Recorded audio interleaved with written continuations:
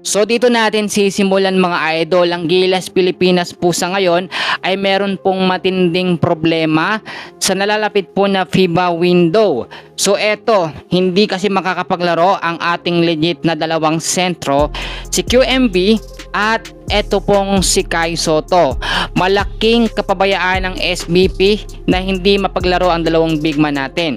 So recently napakarami pong mga updates mga kaibigan, mga kababayan patungkol po kay Kai Sotto at kay QMB. Unang-una si QMB po, pinapalabas nila ng SBP at ni Coach Timcon na eto pong si QMB ayaw maglaro o mas piniling maglaro sa ibang kupunan, sa ibang team kaysa sa Gilas Pilipinas. Pero taliwas yan sa sinasabi ng kampo po ni QMB. Si QMB po kasi bago po matapos, hanggang sa matapos ang month ng January, hindi po yan binigyan o hindi po siya binigyan ng kontrata. So ikaw kung wala kang kontrata, paano ka maglalaro sa Gilas? No? Siyempre, mas gugustuhin mo maglaro sa iba kasi doon ka bibigyan ng kontrata.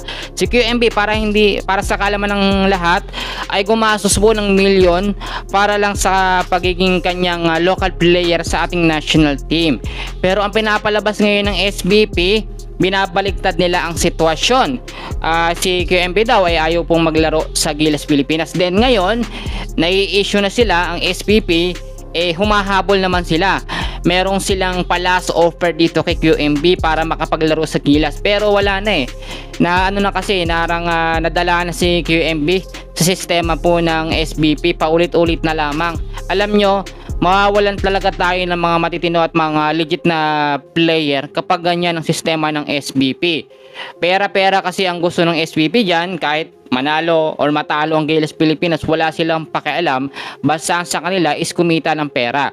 So eto pa eto naman pong ating legit na big man at sentro na si Kai Sotto. Alam naman natin sinasabi ng iba na sa injury list daw, kaya raw hindi mapapasama sa lineup ng Gilas Pilipinas. Nakapaglaro na nga po ng ilang beses sa Japan B-League, tapos sasabihin ng SBP nasa injury list. So parang hindi sila updated. Ang ginagawa nila ay walang alam yung mga nanonood at yung mga fans ni Kai Sotto.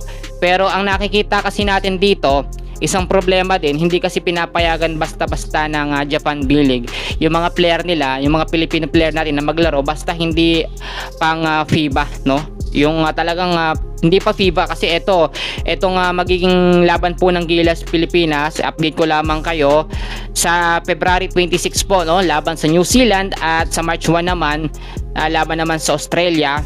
Pareho po sa Mall of Asia ito gaganapin. Ang laro po na yan ay bahagi po ng 2027 FIBA World Cup Asian Qualifiers, na kung saan ang Gilas Pilipinas po ay nasa Group A kasama ang Australia, New Zealand at ang Guam. So hindi pa pinapayagan kasi qualifiers pa lamang itong nagiging laban ng Gilas. So hindi pa papayagan si Kai Sotto. Pero ang nakikita kasi natin dito, kayang-kayang gawa ng paraan ng SBP para kausapin ang agent po ni Kai Sotto. Napakadali lang yan. Kayang-kaya nila yan, pero wala silang pakialam kahit maging malakas or maging mahina ang ating national team. Makikita nyo, pinabayaan nga nila si QMB. At ito nga pong si Kai Sotto, dalawang big man na yan, twin tower na sana yan. Pero ngayon, sino aasahan natin sa Gilas Pilipinas? Wala, kasi pinabayaan ng SPP. So meron tayong ilang update pa na babalikan mamaya. So manatili lang kayo and pakiusap dyan lang kayo sa ating channel.